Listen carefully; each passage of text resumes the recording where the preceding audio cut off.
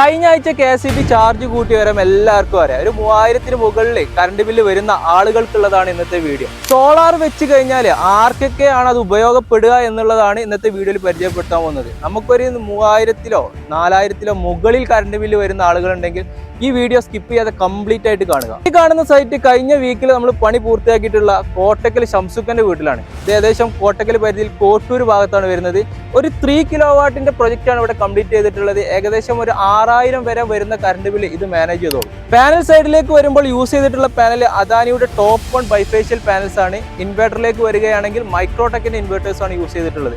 ഏകദേശം 10 വർഷം on site warranty ലഭിക്കുന്ന ഇൻവേർട്ടറാണ് യൂസ് ചെയ്തിട്ടുള്ള വർക്കിന്റെ ഡീറ്റെയിൽസും കാര്യങ്ങളൊക്കെ നമുക്ക് ഡയറക്റ്റ് സംസുഖിനോട് ചോദിക്കാം. സംസുഖ് നമ്മുടെ വർക്കും കാര്യങ്ങളൊക്കെ ഉണ്ടായിരുന്നു വളരെ ഉഷാറായി, നല്ല നമുക്ക് സാറ്റിസ്ഫൈഡ് ആണ് എല്ലാം കൊണ്ടും. നിലവിൽ ഇപ്പൊ എത്ര കറണ്ട് ബില്ല് വന്നുകൊണ്ടിരിക്കുകയാണ്? ഇപ്പം 3000 ആയിട്ട് വന്നുകൊണ്ടിരിക്കുന്നുണ്ട്. ഇനിയിപ്പോ AC മക്കളൊക്കെ വലുതാവില്ലേ, അപ്പൊ AC വെക്കണം, 1-2 വെക്കേണ്ടി വരും. അപ്പൊ അതിന് ആ ലെവലിലാണ് ഇവിടെ സിസ്റ്റം സെറ്റ് ചെയ്തിട്ടുള്ളത്. ഏകദേശം 3.3 കിലോവാട്ടാണ്. 3000 മുതൽ ഏകദേശം ഒരു 6500 വരെ ബാലൻസ് ആയി പോകുന്ന രീതിയിലാണ് സിസ്റ്റം സെറ്റ് ചെയ്തിട്ടുള്ളത്. നിലവിൽ കേന്ദ്ര ഗവൺമെൻറ്റിൻ്റെ സബ്സിഡി അവൈലബിൾ ആണ്. ഏകദേശം 78,000 രൂപ 3 കിലോവാട്ട് മുതൽ 10 കിലോവാട്ട് വരെ. താല്പര്യമുള്ള ആളുകളൊക്കെ ഉടൻ തന്നെ കണക്ട് ചെയ്യുക. താങ്ക്